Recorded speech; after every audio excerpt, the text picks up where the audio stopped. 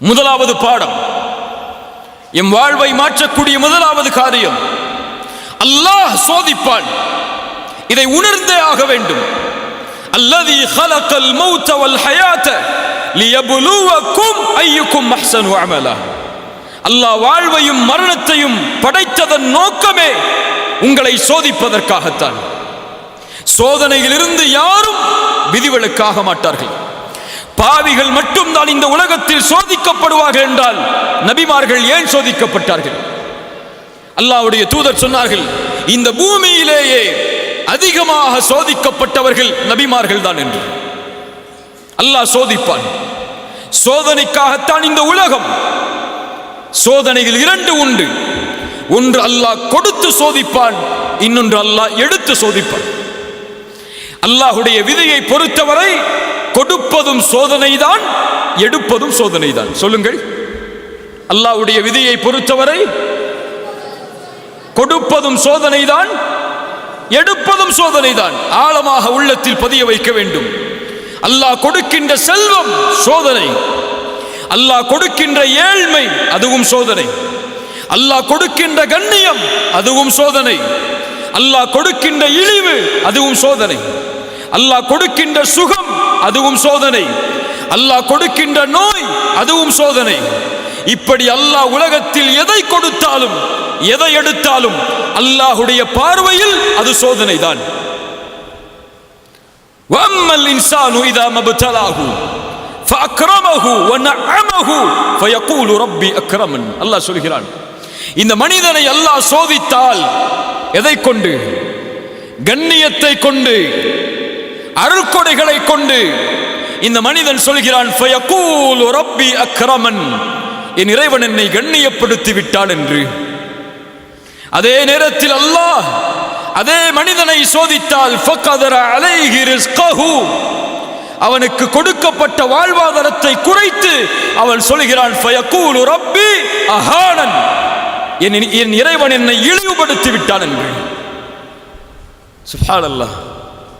மனிதன் கேட்பதில்லை ஏன் சோதிக்கிறான் என்று. எப்போது? செல்வம் கிடைக்கும் போதோ, கண்ணியம் கிடைக்கும் போதோ, பதவி கிடைக்கும் போதோ, அல்லாஹ் அருட்கொடைகளை கொடுக்கும் போதோ அவன் கேட்க மாட்டான், ஏன் அல்லாஹ் எனக்கு இதை கொடுக்கிறான் என்று. கேட்பானா? கேட்பானா? எப்போது கேட்பான்? காசு குறைந்து விட்டால், சம்பளம் குறைந்து விட்டால், மருத்துவமனையில் அனுமதிக்கப்பட்டு விட்டால், உறவினர் யாராவது மரணித்து விட்டால் அவன் கேட்பான், ஏன் அல்லாஹ் எனக்கு மட்டும் இதை செய்கிறான் என்று. மனிதா, உனக்கு அல்லாஹ் கொடுத்தானே அதுவும் அதுபோல்தான், அல்லாஹ் எடுத்தானே அதுவும் அதுபோல்தான். இந்த இரண்டு நிலையிலும் நீ எப்படி நடக்கிறாய் என்பதை அல்லாஹ் பார்க்க விரும்புகிறான். கொடுக்கும் போது அல்லாஹ்விற்கு நன்றி செலுத்துகிறாயா, எடுக்கும் போதும் அல்லாஹ்விற்கு நன்றி செலுத்துகிறாயா என்று அல்லாஹ் பார்க்க விரும்புகிறான். நபி யூசுப் அலைஹிஸ்ஸலாம் அவர்களுடைய வாழ்வை கவனியுங்கள். எல்லாம் கொடுக்கப்பட்டது நபி யூசுஃபுக்கு ஆரம்ப காலத்தில். யார் அவர்கள்? நபியுடைய மகன், நபியுடைய மகன், நபியுடைய மகன் இப்ராஹிம் அலைஹிஸ்ஸலாம். அவர்களுடைய மகன் யார்? இஸ்ஹாக். அவர்களுடைய மகன் யார்? யாக்கூப். யாக்கூபுடைய மகன் யார்? யூசுப். சுப்ஹானல்லாஹ். அல் கரீம் இப்னு கரீம் இப்னு கரீம் இப்னுல் கரீம். அல்லாஹ்வுடைய தூதர் சொல்வார்கள், கண்ணியமானவரின் மகன் கண்ணியமானவர், கண்ணியமானவரின் மகன் கண்ணியமானவர், கண்ணியமானவரின் மகன் நபி யூசுப் என்று சொல்வார். நபிமார்களின் வம்சத்தில் பிறக்கிறார். ஒரு நபியின் குழந்தையாக இவ்வளவு பெரிய அருட்கொடை. 11 சகோதரர்கள் தனக்கு. தந்தையின் நேசம் தன் மீது, அழகான குணத்தோடு, அழகோடு. என்ன அழகு! ரசூலுல்லாஹி ஸல்லல்லாஹு அலைஹி வஸல்லம் சொன்னார்கள், மிஅராஜுடைய பயணத்தில் நபி யூசுஃபை நான் பார்த்தேன். அல்லாஹ் அவன் படைத்த அழகில் பாதியை நபி யூசுஃபுக்கு கொடுத்திருந்தான். அவ்வளவு அழகு. அந்த அழகை அல்லாஹ் கொடுத்தான். குடும்பத்தை கொடுத்தான், கண்ணியத்தை கொடுத்தான். கொடுத்ததை அல்லாஹ் கொஞ்சம் கொஞ்சமாக அவர்களிடமிருந்து நீக்குகிறான். எந்த குடும்ப உறவு, எந்த நபியின் மகன் என்பது அவர்களுக்கு அல்லாஹ் கொடுத்த அருட்கொடையோ அந்த தந்தையை விட்டு அல்லாஹ் பிரித்தார் நபி யூசுஃபை. சகோதரர்களுடைய நேசத்திற்கு ஏங்கினார்கள். பிரித்தால் அல்லாஹ். கிணற்றில் தூக்கி வீசப்பட்டார்கள். ஒரு நபி கிணற்றில் வரக்கூடிய வழிப்போக்கர்கள், வியாபாரிகள், இவர்களை சந்தையில் விற்போம் என்று சகோதரர்களிடத்திலே விலை பேசி ஒரு அற்ப கிரயத்திற்கு, மதிப்பில்லாத காசிற்கு நபி யூசுப் சகோதரர்களாலே விற்கப்படுகிறார். அவர்களுடைய கண்களுக்கு முன்னால். ஒரு குழந்தை எப்படி ஏற்றுக்கொள்ளும்? மிஸ்ருக்கு அழைத்து செல்லப்பட்டு சந்தையில் ஒரு நபி அடிமையாக விற்கப்படுகிறார். இந்த அடிமையை விலைக்கு வாங்குபவர் யார் என்று அல்லாஹ் ரப்புல் ஆலமீன் ஒரு அரசவையில் மந்திரியாக இருக்கக்கூடியவருக்கு வாய்ப்பை கொடுக்கிறான் நபி யூசுஃபை வளர்ப்பதற்கு. மனைவியிடத்திலே கொண்டு சென்று சொன்னார்கள், இவரை கண்ணியப்படுத்துவோம், எமக்கு வேலையாளாக பயன்படுத்துவோம், எம்முடைய மகனாக கூடியவர்களை வளர்ப்போம் என்று தன்னுடைய மனைவிக்கு அறிமுகப்படுத்தி யூசுஃபை தன்னுடைய வீட்டில் சேர்த்தார்கள். எந்த வீட்டில் நபி யூசுப் சேர்க்கப்பட்டாரோ அந்த வீட்டிலேயே அந்த பெண்ணாலேயே அல்லாஹ் சோதித்தான். தவறான இச்சைக்காக அழைக்கப்பட்டார். நீண்ட நெடிய சம்பவம்.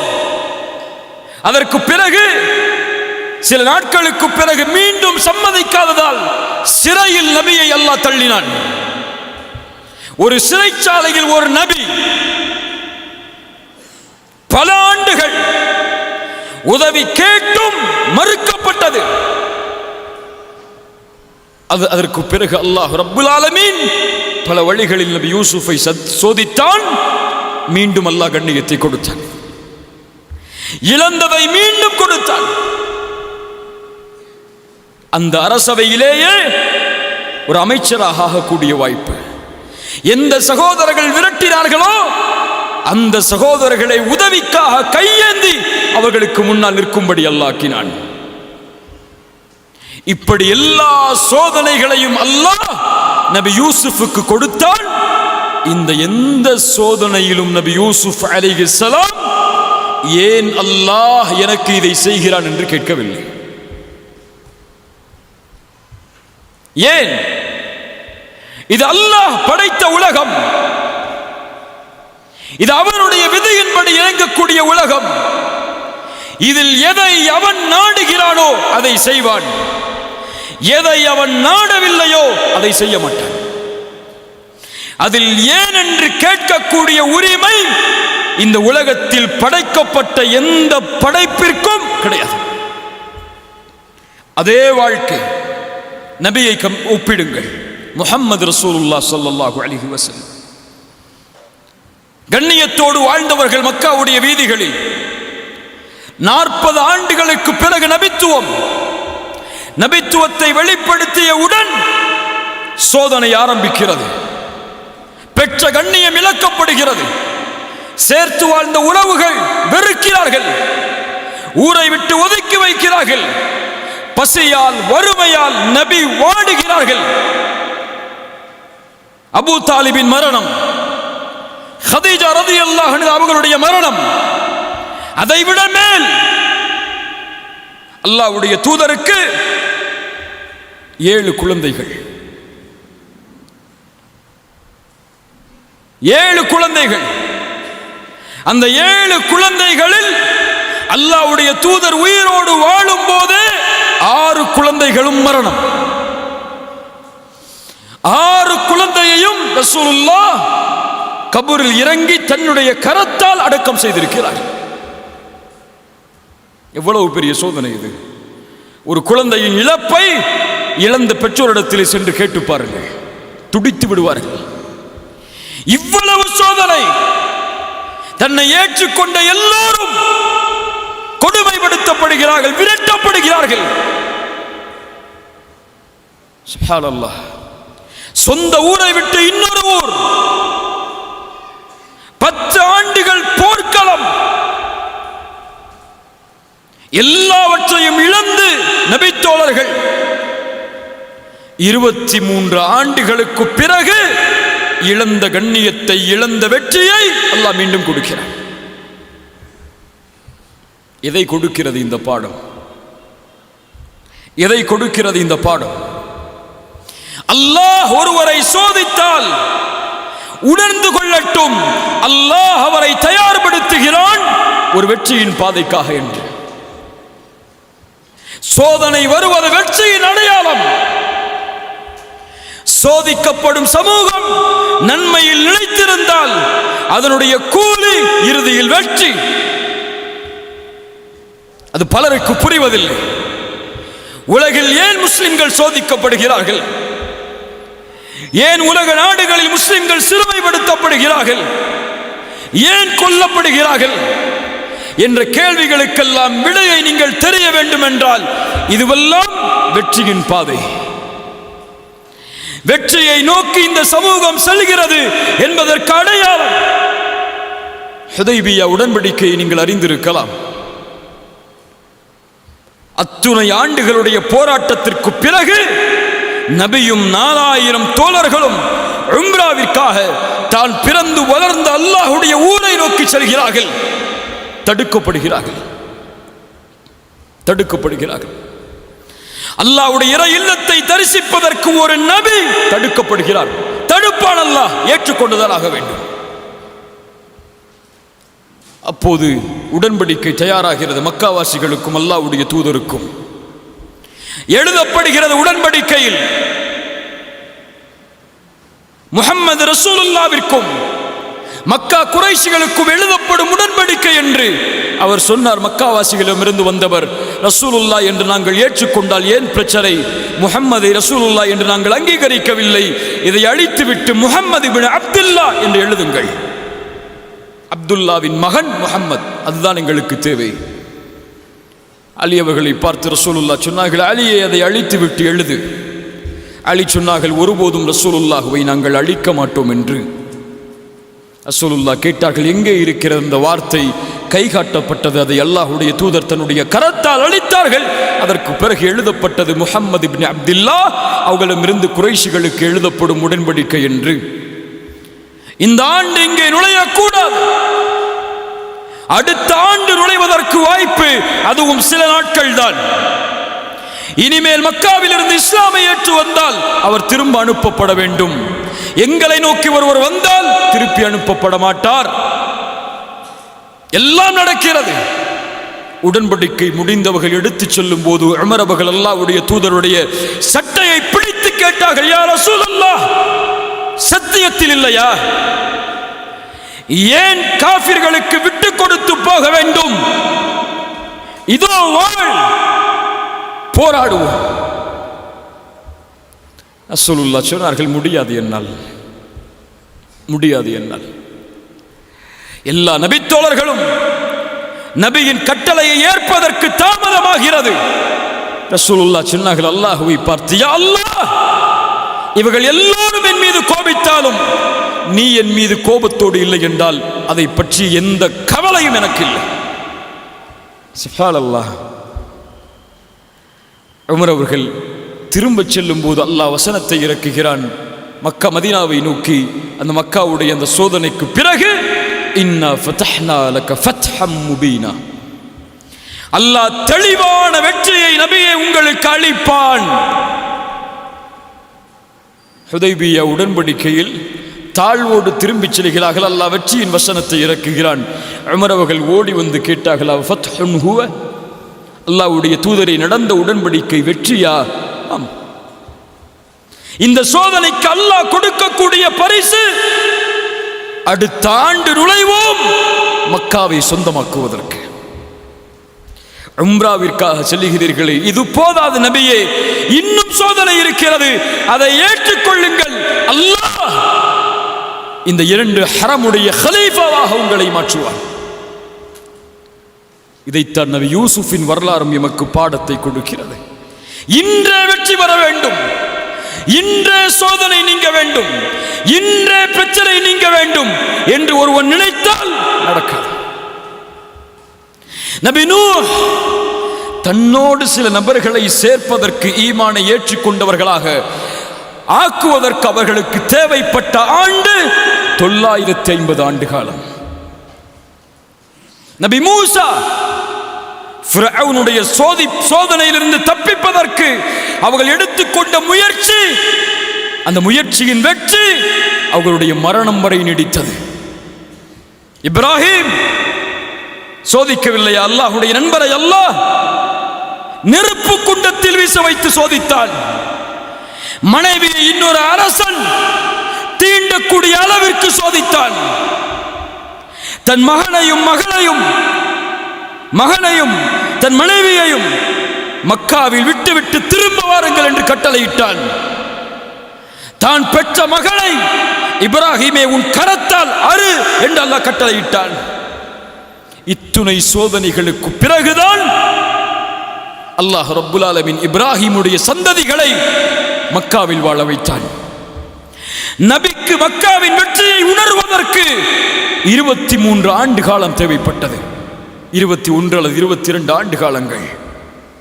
அதுபோல்தான் கண்ணியத்துக்குரியவர்களே, இந்த 20 வயதில் சோதனையா, 24 வயதில் சோதனையா, இந்த வயதில் ஏழ்மையா, இந்த வயதில் எதை தொட்டாலும் வெற்றி இல்லையா? கவலைப்படாதே, முயற்சியில் தொடர்ந்திரு. அல்லாஹ் ரப்புல் ஆலமீன் உனக்கென்று ஒரு நியதியை வைத்திருப்பான். பொறுமையோடு அல்லாஹ்வின் மீது நம்பிக்கை கொண்டிருந்தால், பாவங்களை விட்டு விடுபட்டிருந்தால், நீ எண்ணி பார்க்காத வெற்றியை அல்லாஹ் தருவான். فإن مع العسر يسرا إن مع العسر يسرا. துன்பத்தோடு இன்பம் வரும், நமக்கு தெரியாது. துன்பத்தோடு இன்பம் வரும். அந்த துன்பத்தை சகித்தால், அந்த கதரை ஏற்றுக்கொண்டால், அல்லாஹ்வுடைய விதி, இதை நான் பொருந்திக் கொள்கிறேன், ஆனால் அல்லாஹ் எனக்கு கொடுத்த வாய்ப்பு, முயற்சி, அதை ஒருபோதும் நான் கைவிட மாட்டேன் என்று அவனுடைய பாதையில் நிலைத்திருந்தால் அது போதும் அவனை வெற்றியடைய செய்வதற்கு. கண்ணியத்துக்குரியவர்களே, இதைத்தான் நபி யூசுப் அலைஹிஸ்ஸலாத்து வஸ்ஸலாம் அவருடைய வாழ்க்கை நமக்கு பாடமாக கொடுக்கிறது.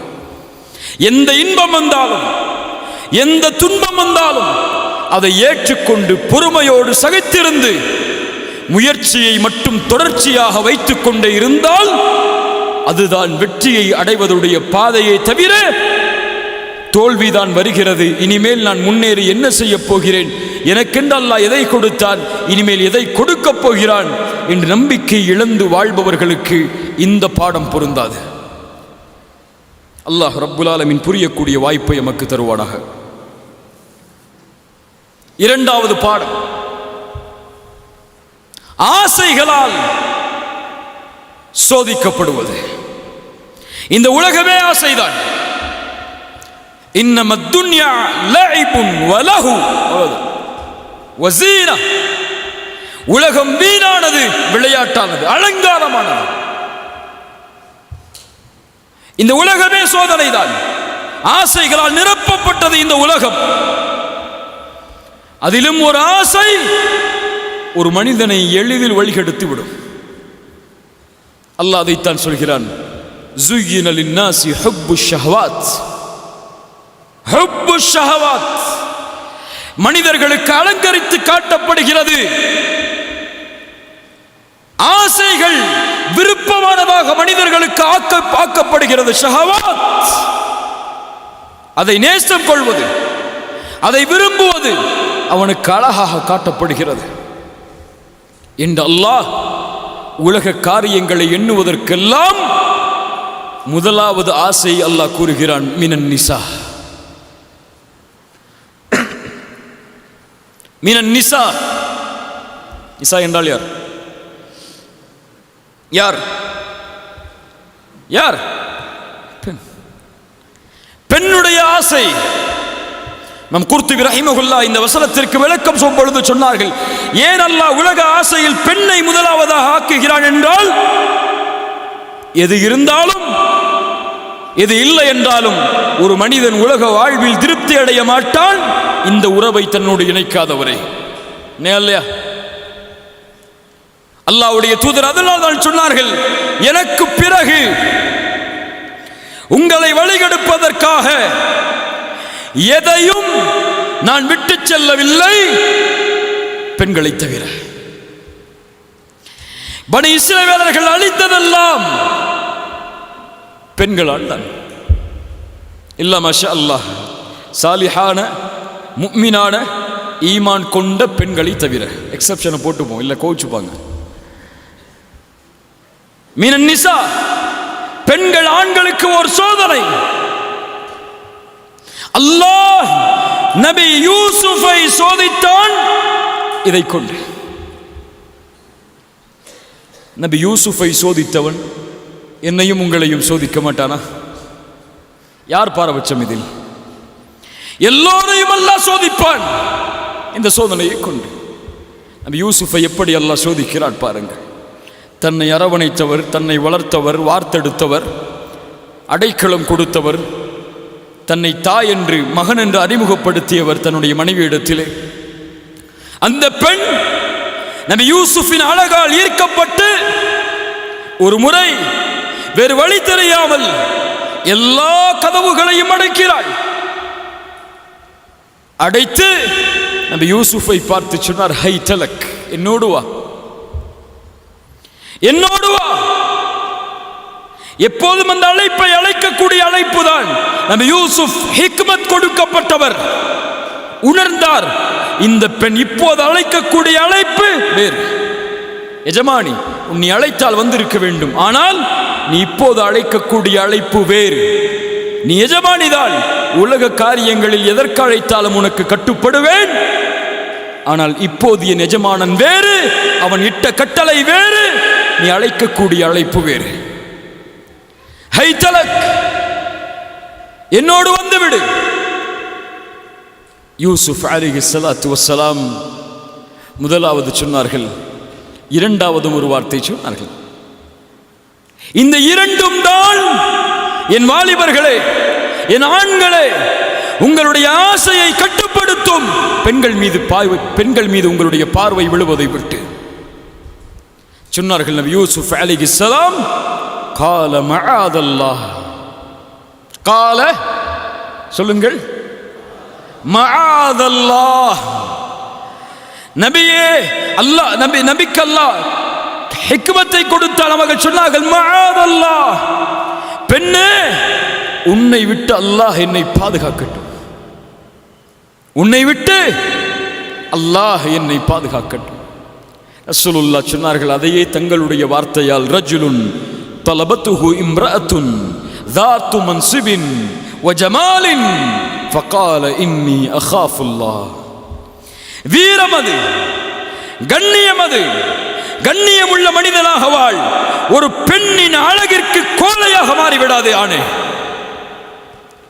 உன் கண்ணியம் அதில் இருக்கிறது, உன் வீரம் அதில் இருக்கிறது, உன் ஆண்மை அதில் இருக்கிறது. பார்க்கும் பெண்களை எல்லாம் பார்ப்பதோ, கவர்ந்திருக்கும் பெண்களிடத்தில் எல்லாம் பழகுவதோ, அவர்களிடத்தில் தன்னுடைய இச்சையை தீர்ப்பதோ அழகா, ஆண்மையா, கண்ணியமா, வீரமா? அது கோலை. வீரன் யார்? கால மஆதல்லாஹ். வீரன் யார்? அழகுள்ள, குடும்பமுள்ள ஒரு பெண் தன்னை தவறான இச்சைக்கு அழைக்கும் போது, அது முதலாவதாக இருந்தாலும் இறுதிக்காக இருந்தாலும். முதலாவதுனா எதுக்கு? முதலாவதுனா எதுக்கு? ஹாய் ஹவ் ஆர் யூன்னு பேச ஆரம்பித்தாலும் சரி, அல்லது கடைசியில் கொண்டு போய் உங்களை விட்டாலும் சரி, அவர் சொல்லுவார், இன்னி அகாஃபுல்லாஹ், அல்லாஹுவை பயந்தவன் நான்.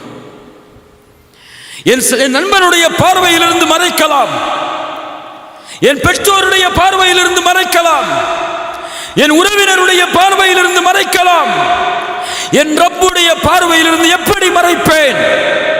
இன்னி அகாஃபுல்லாஹ், அவனை பயப்படுகிறேன் நான் என்று சொல்லக்கூடியவனுக்கு, இந்த வீரனுக்கு, இந்த கண்ணியம் உள்ளவனுக்கு நாளை மறுமையில் அல்லாஹ் அர்ஷின் நிழலை அளிப்பான்.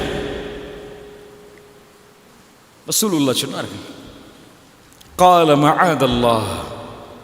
ரெண்டு வார்த்தை சொன்ன, என்ன வார்த்தைலாம்? மஆதல்லாஹ், இன்னி அகாஃபுல்லாஹ். அல்லாஹ் உன்னை விட்டு என்னை பாதுகாக்கட்டும், நான் அல்லாஹ்வை பயந்தவன். அடுத்து சொன்னார்கள் நபி யூசுப் அலைஹிஸ்ஸலாம், இன்னஹு ரப்பி அஹ்ஸன மத்வாய இன்னஹு லா யுஃப்லிஹுல் ஸாலிமூன். என் எஜமானன், என் கண்ணியன் எனக்கு கண்ணியத்தோடு வாழ்வை தந்திருக்கிறான். ஒருபோதும் அநீதம் இழைப்பவர்கள் வெற்றி பெற மாட்டார்கள். எஜமானர் என்று யாரை சொல்கிறார்கள்? அறிஞர்கள் விளக்கம் சொன்னார்கள். எஜமானன் என்று சொன்னது அந்த அமைச்சரை. உன் கணவன் எனக்கு கண்ணியத்துடைய வாழ்வை வந்த வீட்டில் தந்திருக்கிறான். அவனுக்கு அநீதம் இழைத்தால், அவனுக்கு துரோகம் இழைத்தால், அவனுக்கு சொந்தமான உறவை நான் எனதாக்கினால் அது துரோகம். அதை நான் செய்ய மாட்டேன். அநீதம் இழைப்பவன் ஒருபோதும் வெற்றி பெற மாட்டான். இது ஒரு பெண்ணின் மீது ஒரு ஆண் பார்க்கக்கூடிய கண்ணியத்தின் பார்வை. இந்த உலகம் பெண்களை எப்படி பார்க்கிறது? எப்படி பார்க்கிறது? ஒரு காமத்தின் பொருளாக, இச்சையை தீர்க்கக்கூடிய வெறும் சடலமாக உலகம் பார்க்கிறது. இந்த உலகம் இசையை அனுமதிக்கிறது, இசையை ஊக்குவிக்கிறது. அந்த இசையிலெல்லாம் பாருங்கள் பெண்களை அவர்கள் வார்த்தைகளால் எப்படி கொச்சப்படுத்துகிறார்கள் என்று. தன் பொருளை விற்பதற்கு ஒரு பெண்ணின் கவர்ச்சியை எப்படி பயன்படுத்துகிறார்கள் என்று. அவர்களுக்கு தேவை தன் பொருள் விலை போக வேண்டும், அதற்கு தேவை ஒரு கவர்ச்சியான உடம்பு, அவ்வளவுதான். அதற்கு உயிர் இருக்கிறது, மதிப்பு இருக்கிறது, உணர்வு இருக்கிறது. அதை பற்றி எல்லாம் அவர்களுக்கு கவலை கிடையாது. பெண்களும் தங்களை அல்லாஹ் பாதுகாத்தவர்களை தவிர அப்படித்தான் உலகத்திற்கு காட்ட விரும்புகிறார்கள். தங்களை ஒரு சடலமாக, கவர்ந்திருக்கக்கூடிய ஒரு பொருளாக, கவர்ச்சியாக அறிமுகப்படுத்த வேண்டும் என்று ஆசைப்படுகிறார்கள். நபி யூசுப் பார்த்தார்கள் அந்த பெண்ணை ஒரு கண்ணியத்தின் பார்வையோடு. உன் கணவனுக்கு சொந்தமான பெண்ணே, ஒருபோதும் அந்த கணவனுக்கு சொந்தமான பெண்ணுக்கு அநீதம் இழைப்பதன் மூலமாக நான் வெற்றி பெறுபவனாக மாற முடியாது. ரசூலுல்லாஹ்விடத்தில் ஒரு வாலிபர் வந்தார். வந்து கேட்டார், யா ரசூலல்லாஹ், என்னால முடியல, ஃபஅதன் லிஸ்ஸினா, விபச்சாரத்தின் அனுமதி எனக்கு கொடுங்கள் என்று கேட்டார். யாரிடத்தில்? யாரிடத்தில்? எதற்கு கேட்டார்? எதற்கு கேட்டார்? ஒரு வாலிபர் வந்து கேட்கிறார் நபியிடத்தில். நபி கோபப்படல, திட்டல, ஏசல, அடிக்கல. ஹராம செய்வதற்கு நபியிடத்தில் அனுமதி கேட்கிறார். இன்னைக்கு ஹலால செய்யறதுக்கு வீட்டில் போய் அனுமதி கேட்டா என்ன சொல்லுவாங்க? எதை சொல்ற? பாப்பமாட்ட போய், என் பெற்றோரே, உலகம் கெட்டு சீலா போச்சு, எங்க திரும்பினாலும் பெண்கள், எங்க திரும்பினாலும் கவர்ச்சி, என்னால முடியல, ஹலாலா திருமணம் செஞ்சு கொடுங்கன்னு போய் கேட்டான்னு சொல்லுவாங்க. என்ன சொல்லுவாங்க? எக்ஸ்பீரியன்ஸ் இருக்கா இல்லையா? அங்கே இருக்கக்கூடிய வாலிபர்களுக்கு கை ஒருத்துக்கும் பார்ப்போம். எக்ஸ்பீரியன்ஸ் இருக்கா உங்களுக்குலாம்? என்ன சொல்லுவாங்க? இப்பவே என்ன அவசரம்? இந்த வயசுல என்ன கல்யாணம்? இப்பவே உனக்கு இதெல்லாம் கேட்குதா? கேட்பாங்களா இல்லையா? அல்லாஹ் பாதுகாக்க வேண்டும் இந்த வார்த்தைகளை எல்லாம். அல்லாஹ் பாதுகாக்க வேண்டும். ஹலாலை செய்வது இன்று சிரமம், ஹராமை செய்வது எளிது. அப்படியா இல்லையா? தன் பிள்ளைக்கு ஃபேஸ்புக்கில் இன்னொரு பையனோட கனெக்ஷன் இருக்கு, பரவாயில்ல, காலம்.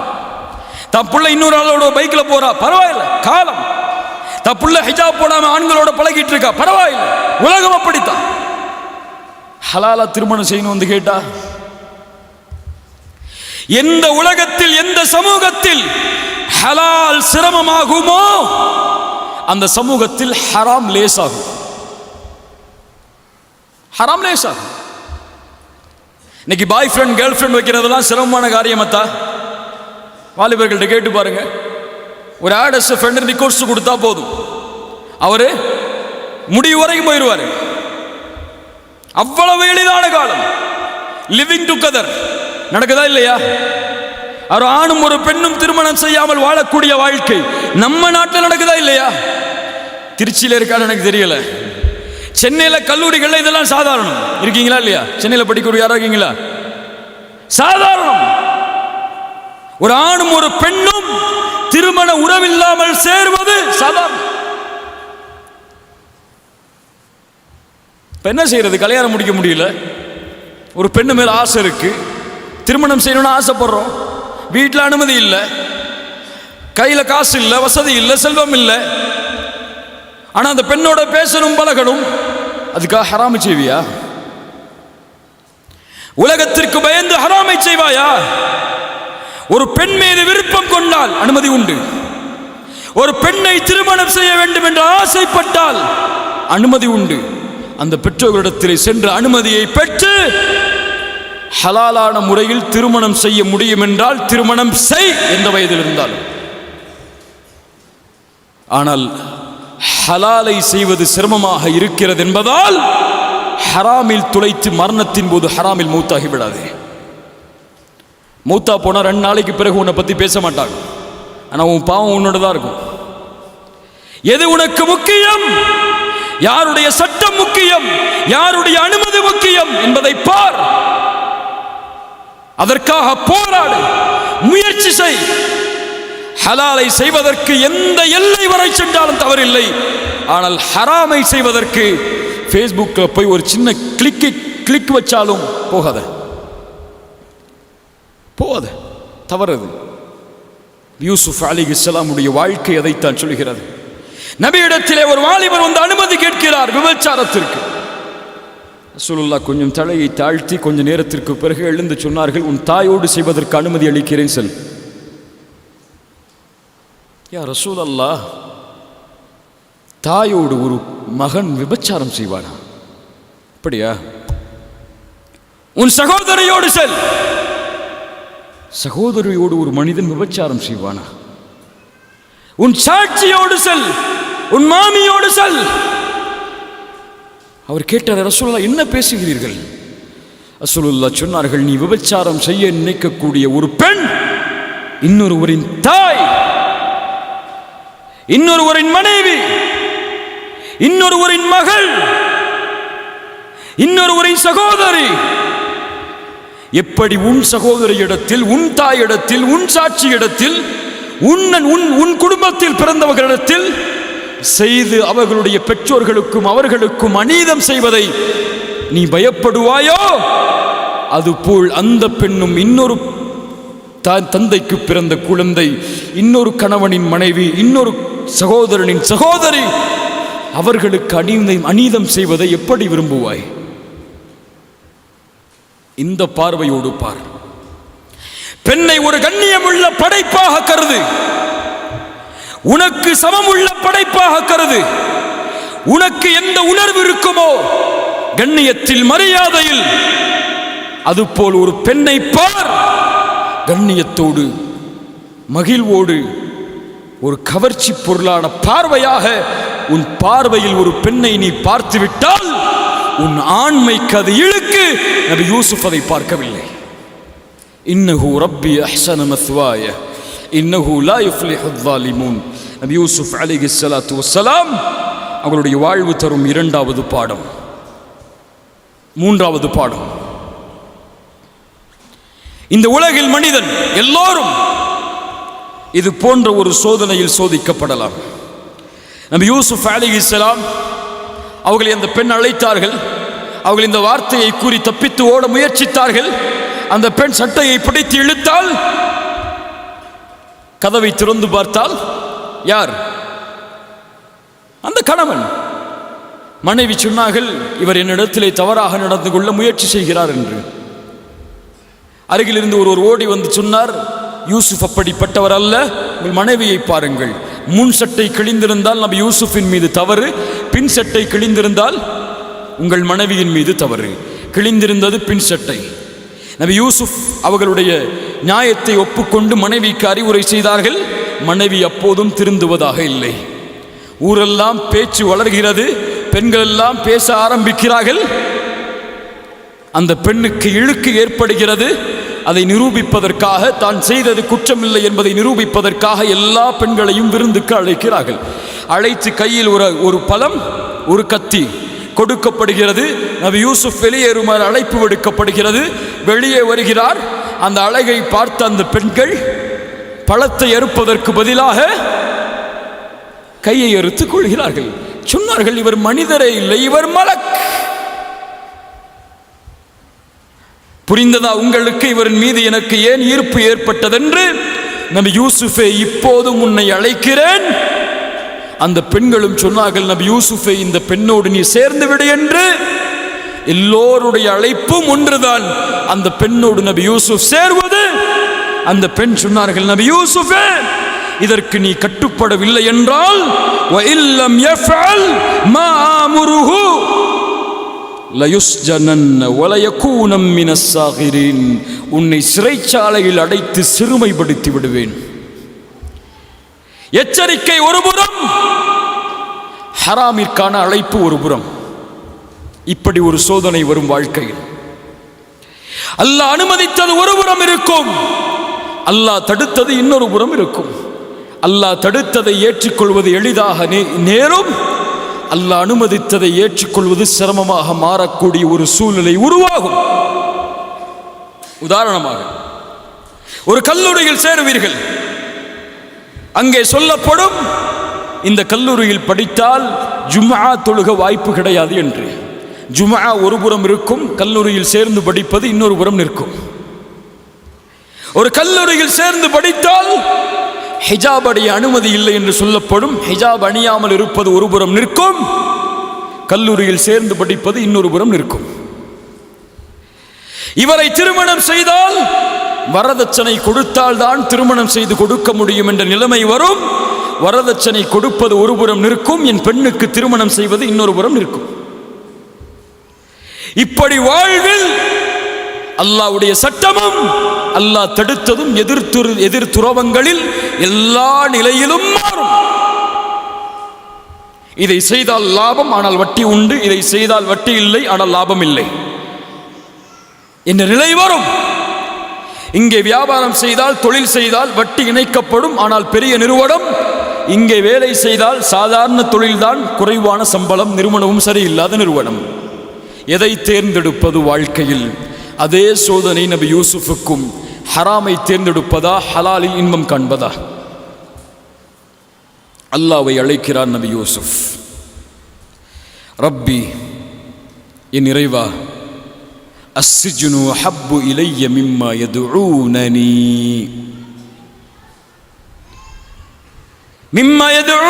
இலை.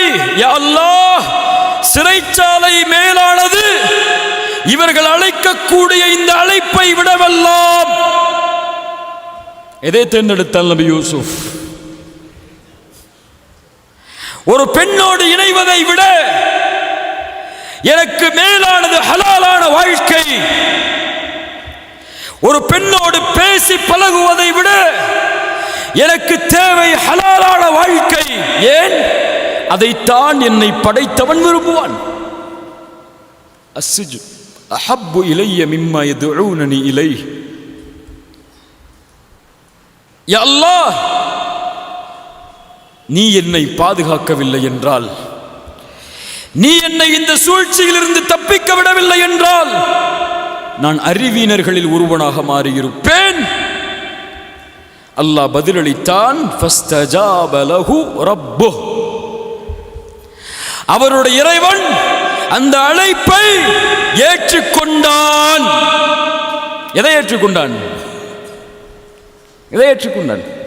நபியே, சிறைச்சாலை வேண்டும் என்று கேட்கிறீரே, இது உண்மையா பொய்யா? அல்லாஹ் பார்க்கணும், சோதிக்கணும். நபியே ஏற்றுக்கொண்டான். அந்த பெண் உன்னை சிறைச்சாலையில் தள்ளுவாள். நபி யூசுப், ஏற்றுக்கொள்.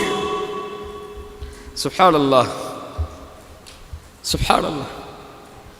கண்ணியத்துக்குரியவர்களை, நபி சிறைச்சாலையில் அடைக்கப்பட்டார். பல ஆண்டுகள் அந்த பெண்ணின் மூலமாக சிறைச்சாலையில் சிறுமைப்பட்டு நபி யூசுப் வாழ்ந்தார். இதே தேர்ந்தெடுப்பை நான் என் வாழ்க்கையில் தேர்ந்தெடுப்பேனா? ஜும்ஆ தொழுகையா, கல்லூரியா? தொழுகையுடைய நிறுவனமா, கல்லூரியா? தொழுகையும் கல்லூரியும் எதில் இருக்கிறதோ அது போதும். ஹிஜாபும் கல்வியும் எதில் இருக்கிறதோ அது போதும்.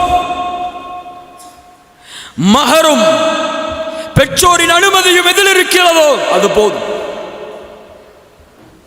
ஹராமான தொடர்பு எதில் இல்லையோ அது போதும் என்று தேர்ந்தெடுப்பை உலகத்திலே நீங்கள் தேர்ந்தெடுத்தால் உங்களுடைய முடிவு நபி யூசுஃபின் முடிவை போன்று அமையும். நீங்கள் எதிர்பார்த்ததை விடவெல்லாம் நீங்கள் இழந்த செல்வத்தை எல்லாம் உங்களுக்கு கொடுத்து விடுவான். அந்த சோதனையில் பொறுமையோடு இருந்தால். தாடியை இறக்குனாதான் அந்த கல்லூரியில் அனுமதியா? வேணாம், பொறுமையோடு இரு. தாடி இறக்குனாதான் அந்த நிறுவனத்தில் வேலையா? உலகம் சொல்லும் இந்த காலத்தில் இதுவெல்லாம் சாத்தியமா? இந்த காலத்தில் இல்லைன்னா நீ இது இல்லாம படிக்க முடியுமா? உலகம் 1000 சொல்லும், உன் பெற்றோர் 1000 சொல்வார்கள். மூத்தா போயிட்டா அவ்வளவுதான். 3 நாள் துவா செய்வாங்க, மறந்துட்டு போயிட்டே இருப்பாங்க. என் புள்ளன்னு சொல்லி வாப்பா அம்மா தூங்காம இருக்க போறது இல்ல, சாப்பிடாம இருக்க போறதும் இல்ல. நீங்க இல்லைங்கிறதுக்காக அவங்க கவலைப்பட்டு வாழ்க்கையை முடிக்க போறது இல்லை. அவரவருக்கு அவருடைய வாழ்க்கை. உன் வாழ்க்கையை வாழ வேண்டியது உன் கையில். முடிவை நீ எடு. அல்லாஹ் அனுமதி அளித்தால் தேர்ந்தெடு, அல்லாஹ் தடுத்தால் உலகமே எதிர்த்திருந்தாலும் தூக்கி எறி. இந்த உறுதி உள்ளத்திலே வந்தால் நீ எண்ணி பார்க்க முடியாத உயரத்திற்கு அல்லாஹ் உன்னை கொண்டு செல்வான். இந்த உறுதியை இழந்து விட்டால் உலகில் சிறுமைப்படுபவர்களோடு நீயும் சிறுமைப்பட்டு விடுவாய். அல்லாஹ் ரப்புல் ஆலமீன் நமக்கு உறுதியை தருவானாக. 4வது பாடம், இன்றைய சமூகத்திற்கு இன்றைய நேரத்தில் மிக முக்கியமான பாடம். நபி யூசுப் எல்லா வழிகளிலும் சோதிக்கப்பட்டார். எல்லா வழிகளிலும் அவர் சோதிக்கப்பட்டாலும் எந்த வழியிலும் அவருடைய குணம் மாறவில்லை. எது மாறவில்லை? எது மாறவில்லை? அவருடைய குணம் மாறவில்லை.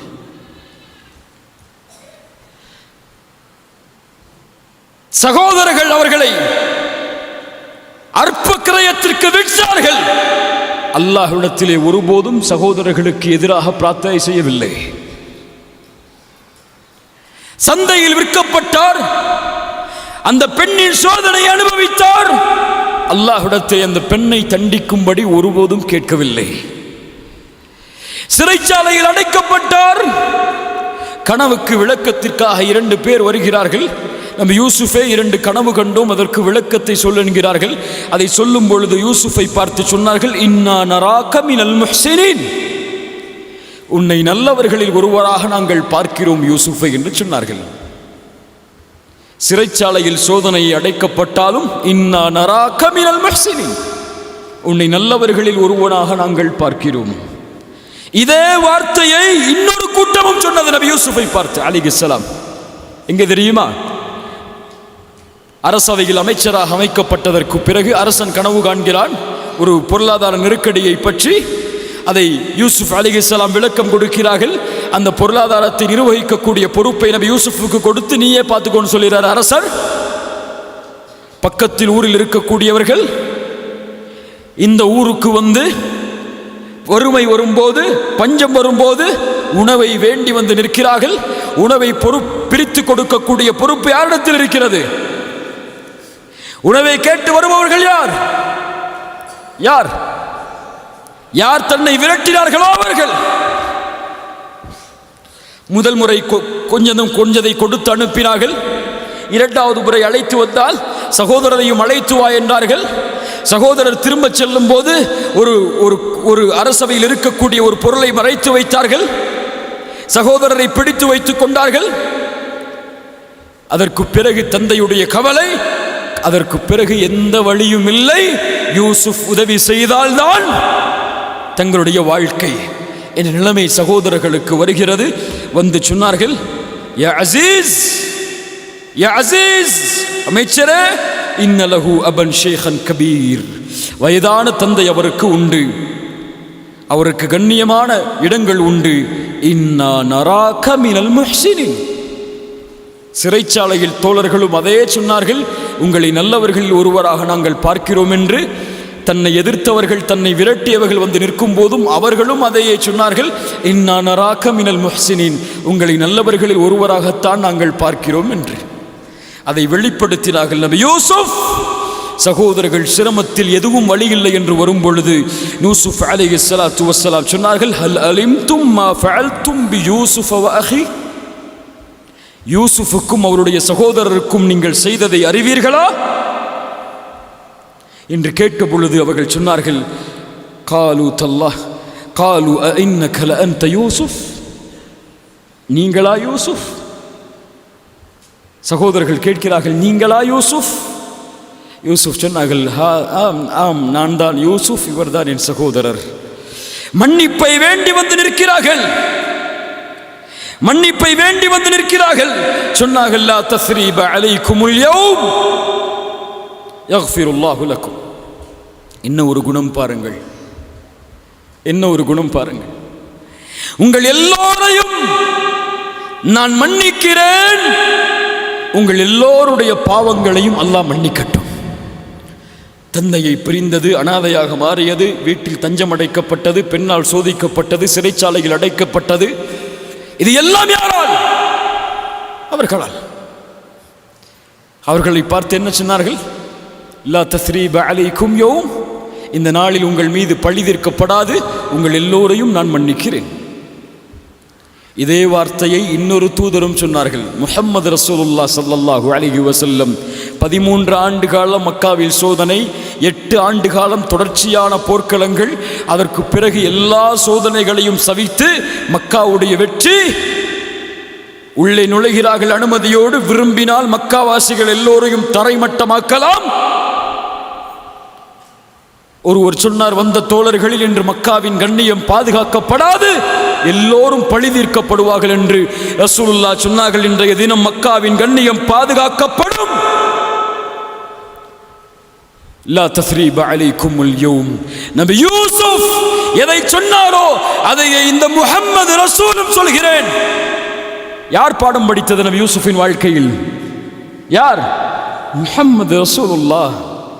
லா தஸ்ரீப அலைக்குமுல் யௌம், இந்த நாளில் உங்கள் மீது பழி தீர்க்கப்படாது, உங்கள் எல்லோர்களையும் நான் விடுதலை செய்கிறேன். யார் சொல்ல முடியும் இந்த வார்த்தையை? முஹம்மது ரசூலை தவிர. 13 ஆண்டு கால சோதனை, அத்துணை நபித்தோழர்கள் இறப்பதற்கும் காரணம், ஹம்சாவின் மரணத்திற்கு காரணம், முஸ்அப் இப்னு உமைருடைய மரணத்திற்கு காரணம், சுமையாவுடைய மரணத்திற்கு காரணம் யார்? அவர்கள். அவர்களை பார்த்து சொன்னார்கள், லா தஸ்ரீப அலைக்குமுல் யௌம், பழி தீர்க்கப்படாது உங்கள் மீது, உங்கள் எல்லோர்களையும் மன்னிக்கிறேன். சகோதரர்களின் கண்ணியத்தை பழி வாங்கவில்லை, கிடைத்த வாய்ப்பை பயன்படுத்தி. மக்காவாசிகளின் கண்ணியத்தை குறைக்கவில்லை, வாய்ப்பு கிடைத்து விட்டதென்பதால். என் மாணவர்களை, என் வாலிபர்களை, என் பெரியோர்களை, என் சகோதரர்களை, என் சகோதரிகளே, கண்ணியத்தை கடைபிடியுங்கள். உலகத்திற்கு முன்னால் உலகம் உங்களை பார்க்கிறது, உங்களை ஏன் நோக்குகிறது, நீங்கள் யார் என்று கண்காணிக்கிறது. கண்ணியத்தோடு இந்த உலகத்திற்கு முன்னால் நடந்து கொள்ளுங்கள். ஒரு காஃபிருடைய குணத்தில் இல்லாதது கூட இன்று ஒரு முஸ்லிமுடைய குணத்தில் இருக்கிறது. பிறருடைய கண்ணியத்தை இழிவுபடுத்துதல், பிறருடைய மானத்தை அசிங்கப்படுத்துதல்.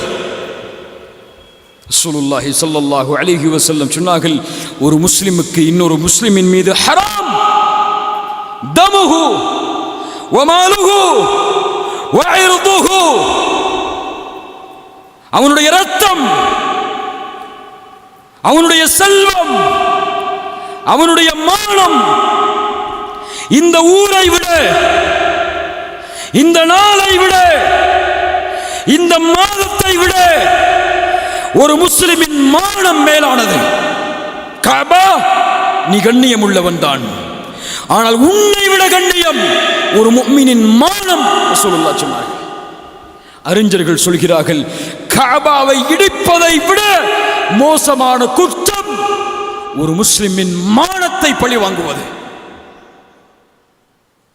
இணையதளங்களில் எதை எழுதுகிறீர்கள் என்று கொஞ்சம் கண்காணியுங்கள் உங்களை நீங்களே. உலகம் பார்க்கும் போது அந்த உலகத்திற்கு இஸ்லாம் என்று எதை வெளிப்படுத்தி இந்த சமூகத்தை முன்னிறுத்துகிறீர்கள் என்று உங்களையே நீங்கள் கேட்டுக்கொள்ளுங்கள். நீங்கள் செய்யக்கூடிய இந்த நிகழ்வுகளை பார்த்தெல்லாம் பிரமத சகோதரன் இஸ்லாமின் மீது ஈர்க்கப்படுவானா? ஒருவன் நீங்கள் செய்யக்கூடிய செயல்பாடுகளை எல்லாம் பார்த்து இந்த மார்க்கத்தை விரும்பி ஏற்றுக்கொள்வானா? மாயிஸ் இப்னு மாலிக் விபச்சாரம் செய்கிறார். சொன்னது யாரும் இல்லை, அவரே நபிக்கு முன்னால் வருகிறார். யா ரசூலல்லாஹ் ஜினா செய்து விட்டேன். ரசூலுல்லாஹ் திரும்புகிறார்கள். யா ரசூலல்லாஹ் ஜினா செய்து விட்டேன். திரும்புகிறார்கள். யா ரசூலல்லாஹ் ஜினா, திரும்புகிறார்கள். அபிஹி மஜ்னூன், பைத்தியக்காரரா இவர்? மது குடித்திருக்கிறாரா? நபித்தோழர்கள் சொன்னார்கள், யா ரசூலல்லாஹ் அவர் பைத்தியக்காரர் இல்லை, மது குடிக்கவில்லை. யா ரசூலல்லாஹ் நான் ஜினா செய்தது உண்மை. என்ன செய்வது? தண்டனையை கொடுங்கள். கல்லால் எறிந்து கொல்லப்பட வேண்டும்.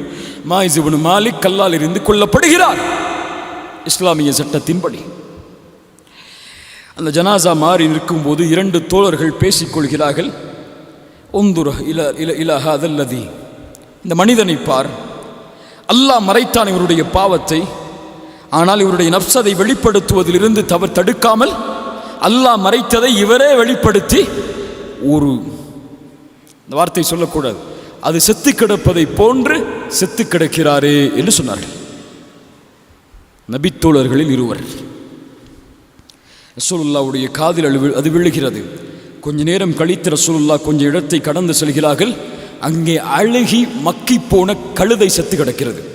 குடல் எல்லாம் வெளியே வந்து ரசூலுல்லாஹி ஸல்லல்லாஹு அலைஹி வஸல்லம் அந்த நேரத்தில் கேட்டார்கள், ஐன ஃபுலான் வ ஃபுலான், இன்னார் மனிதர், இந்த மனிதர் எங்கே? அந்த நபித்தோழரை பற்றி பேசி அந்த இருவர் எங்கே? அழைத்து வரப்பட்டார்கள். ரசூலுல்லாஹ் சொன்னார்கள், இறங்குங்கள், இந்த குழியில் இந்த கழுதையை சாப்பிடுங்கள் என்று சொன்னார்கள். நபி இந்த கழுதையை சாப்பிடுவார்களா? யார் சாப்பிடுவார்கள்? ரசூலுல்லாஹ் சொன்னார்கள், ஒரு சகோதரனின் மானத்தை நீங்கள் பேசியதை விட இந்த கழுதையை சாப்பிடுவது சமம் என்று சொன்னார்கள். யாரின் வழித்தோன்றர்கள் நாம் எல்லாம்? இந்த நபியின் வழித்தோன்றர்கள் இல்லையா? சுன்னாவெல்லாம் கையை கட்டுவதிலும் கைகளை அசைப்பதிலும் தலையில் எது போடுவது எது போடக்கூடாது என்று முடிவெடுப்பதிலும் தராவீஹ் எத்தனை என்று சண்டை போடுவதில் மட்டும்தான் நபியின் சுன்னாவா? குணத்திலெல்லாம் யாரை பின்பற்றப் போகிறோம்? அபூஜகலையும் அபூ சுஃபியானையுமா? அல்லாஹ் பாதுகாப்பானா? நபி கற்றுக் கொடுத்த ஒழுக்கம் என் ஒழுக்கம். என் வாலிபர்களை உறுதியேறுங்கள், என் வார்த்தையில் கண்ணியம் இருக்கும், என் நாவில் கண்ணியம் இருக்கும், என் செயல் தீனாக வெளிப்படும் என்று. அதுதான் அழகு. இந்த உலகில் இந்த உண்மையான மார்க்கம் புதைந்திருக்கக்கூடிய அழகை என் வாழ்க்கையில் வெளிப்படுத்தி இருந்தால் எம்மோடு வாழக்கூடிய யாரும் எம்முடைய வழிக்கு வராமல் இருந்திருக்க மாட்டார்கள். அல்லாஹ் எம்மை சீர்படுத்துவானாக. இறுதியான 5வது பாடம். வாழ்வின் இறுதி எல்லைக்கு நபி யூசுப் வருகிறார். இழந்ததெல்லாம் கிடைத்து விடுகிறது. 11 நட்சத்திரங்கள், ஒரு சூரியன், சந்திரன் சஜிதா செய்வதாக கனவு கண்டேன். அந்த 11 பேரும் அழைத்து வரப்பட்டு, அவர்களுடைய பெற்றோர்களும் அழைத்து வரப்பட்டு எல்லோரும் அவர்களுக்கு சுஜூது செய்தார்கள். கனவு முழுமையானது. வாழ்வின் இறுதி எல்லை. நபி யூசுப் அல்லாஹ்விடத்திலே தனக்காக ஒரு பிரார்த்தனையை முன்வைக்கப் போகிறாள். கேட்டார்கள், ரப்பி, என் இறைவா, கத் ஆதைதனி மினல் முல்க், நீ எனக்கு ஆட்சியை கொடுத்தாய். இந்த ஆட்சி உன்னால் கொடுக்கப்பட்டது, என்னால் எடுக்கப்பட்டதல்ல. நீ கொடுத்தாய் இந்த ஆட்சியை. வஅல்லம்தனி மின் தஅவீலில் அஹாதீஸ், கனவுடைய விளக்கத்தை நீ கற்றுக் கொடுத்தாய் இறைவா. நீ கொடுத்த இல்ம் இது, நீ கொடுத்த ஆட்சி இது. நான் சம்பாதித்ததல்ல, நான் தேடிச் சென்றதும் அல்ல.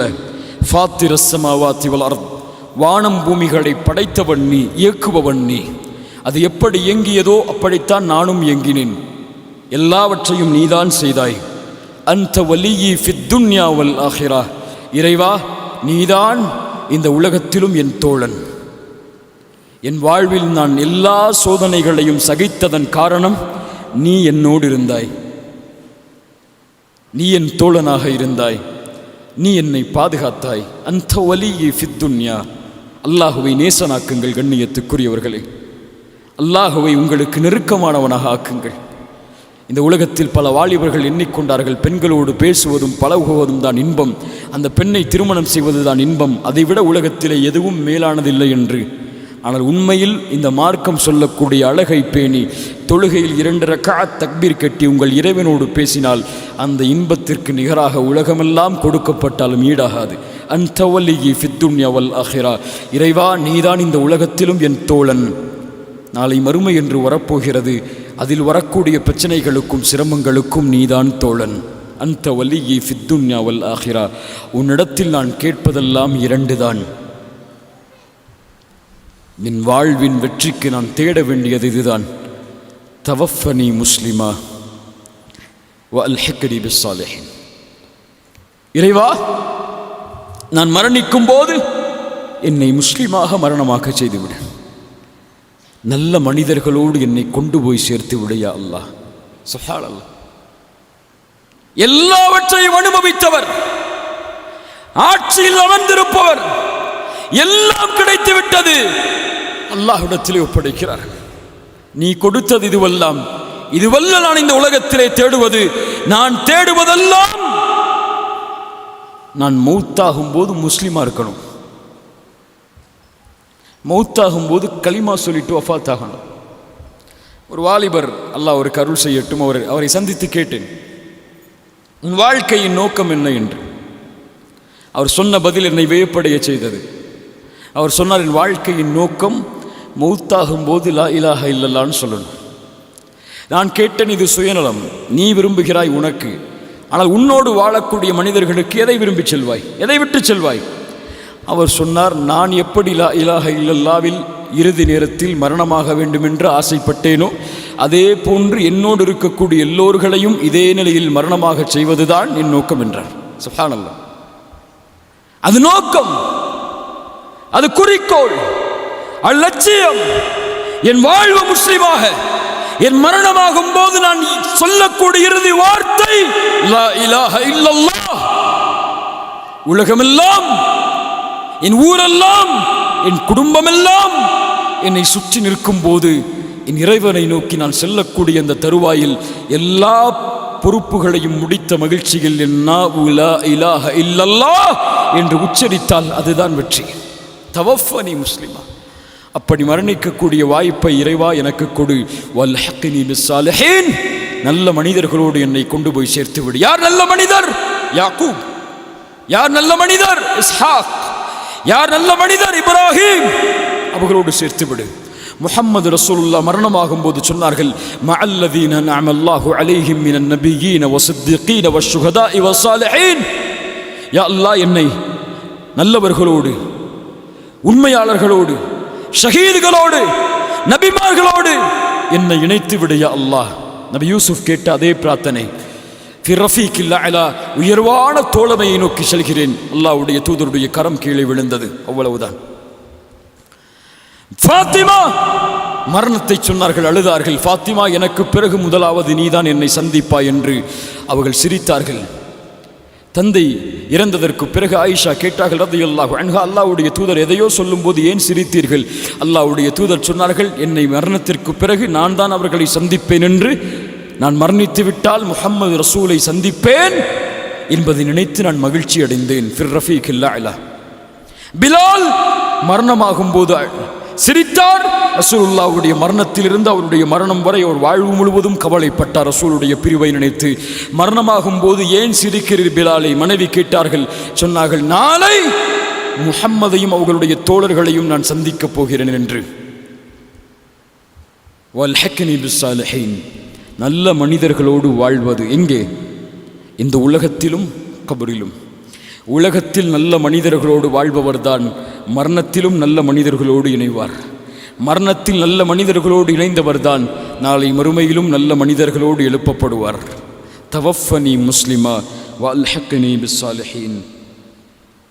கண்ணியத்துக்குரியவர்களே, இந்த 5 பாடங்கள் தான் நபி யூசுப் அலைஹிஸ்ஸலாம் அவருடைய வாழ்க்கையிலிருந்து நாம் படிக்க வேண்டிய பாடம். முதலாவது பாடம், எந்த நிலை வந்தாலும், சோதனை வந்தாலும், இழிவு வந்தாலும், அல்லாஹ் எடுத்தாலும் கொடுத்தாலும் நன்றியோடு இருந்து, பொறுமையோடு இருந்து, எதிர் வரக்கூடிய வெற்றியை எதிர்பார்த்தவராக எல்லா சோதனையும் கடந்து பயணிப்பதே நபி யூசுஃபுடைய வாழ்க்கை எமக்கு தரக்கூடிய முதல் பாடம். ஆசையால் சோதிக்கப்பட்டால், குறிப்பாக பெண்ணால் சோதிக்கப்பட்டால், ஹலாலாகாது மாறாத வரை ஒருபோதும் அதன் பக்கம் நெருங்காமல் அல்லாஹுவை அஞ்சியவன் நான் இந்த அல்லாஹுவை நோக்கி அல்லாஹ்விடத்தில் அதை ஒப்படைத்து செயல்படுதல். மூன்றாவது, ஹராமா ஹலாலா, அல்லாஹ் அனுமதித்ததா தடுக்கப்பட்டதா என்ற ஒரு தேர்ந்தெடுக்கக்கூடிய வாய்ப்பு வரும்போது, என்ன சோதனை வந்தாலும் சரி அல்லாஹ் அனுமதித்ததை தான் எடுத்துக்கொள்வேன் என்று உறுதியோடு இருந்தால் அதுதான் அவர் வெற்றிக்கு வைக்கக்கூடிய முதல் 8 என்பதை ஆழமாக உள்ளத்திலே பதிய வைக்க வேண்டும். நான்காவது, எந்த நிலையில் மாறினாலும், எப்படிப்பட்ட பொறுப்பு எம்மிடத்திலே வந்தாலும், எந்த கண்ணியத்தில் வந்தாலும், எந்த பதவி வந்தாலும், எல்லா நிலையிலும் ஒரே குணத்தோடு உலக மனிதர்களிடத்தில் நடந்து கொண்டு அல்லாஹுடைய பொருத்தத்தை தேடுதலே நபி யூசுஃபுடைய வாழ்வு தரக்கூடிய 4வது பாடம்.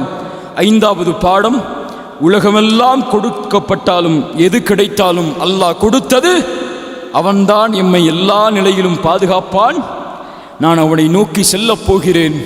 செல்லும் பொழுது எனக்கு 2 தேவை உண்டு. ஒன்று முஸ்லீமாக மரணிப்பது, நல்ல மனிதர்களோடு நாளை மறுமையில் வாழ்வது. அதற்கான தேர்ந்தெடுப்போடு இந்த உலகத்திலே எஞ்சி இருக்கக்கூடிய நாட்களை நகர்த்துவது. இதுதான் யூசுப் அலைஹிஸ்ஸலாத்து வஸ்ஸலாம் அவர்களுடைய வாழ்க்கை எமக்கு தரக்கூடிய பாடம். அல்லாஹ் இதை புரிந்து கொள்ளக்கூடிய வாய்ப்பை எமக்கு தருவானாக. அல்லாஹ் இந்த சூறாவை நேசிக்கக்கூடிய வாய்ப்பை நீ அதிகம் படித்து எம்முடைய குழந்தைகளுக்கு, எம்முடைய நண்பர்களுக்கு இதை அறிவிக்கக்கூடிய வாய்ப்பை எமக்கு தருவானாக. இன்ஷா படிப்பீங்களா? சூரா யூசுப் ஆரம்ப பக்கத்திலிருந்து முடியும் வரை போய் ஒருக்க தமிழர்த்தத்தை முழுமையாக படிங்க. அவ்வளவு இன்பமான சூறா. அரபி தெரிந்தால் அந்த இன்பத்தை உணர்வதை போன்று வேறு இன்பத்தை உணர முடியாது. அவ்வளவு அழகான வார்த்தையால் அல்லாஹ்வால் அமைக்கப்பட்ட முழு சூறாவும் ஒரு வரலாற்றை சொல்லக்கூடிய ஒரே தனிச்சிறப்பை பெற்ற சூரா யூசுப். நெருக்கமாகுங்கள் இந்த சூறாவோடு, சிந்தியுங்கள் இந்த சூறாவை. இன்னும் ஏராளமான, இன்னும் 100கணக்கான படிப்பினைகளை யூசுப் அலைஹிஸ்ஸலாம் அவங்களுடைய வாழ்வின் ஒவ்வொரு அசைவிலிருந்தும் பெற்றுக்கொள்ளலாம். மேலே சொன்னதெல்லாம் சில துணுக்குகள் தான். அல்லாஹ் ரப்புல் ஆலமீன் நாம் கற்ற இல்மை எம்முடைய வாழ்வில் செயல்படுத்தக்கூடிய வாய்ப்பை அல்லாஹ் எமக்கு தருவானாக. அல்லாஹ் எப்படி இந்த இடத்திலே எம்மை ஒன்று சேர்த்தாலோ அதுபோன்று அல்லாஹ் எம்மை ஜன்னத்துல் ஃபிர்தௌஸில், அதிலும் குறிப்பாக அல்லாஹுடைய தூதர் முஹம்மது ரசூலுல்லாஹ் ஸல்லல்லாஹு அலைஹி வஸல்லம் அவர்களோடும் அவர்களுடைய தோழர்களோடும் அல்லாஹ் எம்மை ஒன்று சேர்ப்பானாக. ஜஸாக்குமுல்லாஹு கைர். பாரக்கல்லாஹு ஃபீக்கும். அகூலு கௌலி ஹாதா அஸ்தக்ஃபிருல்லாஹ லீ வலக்கும்.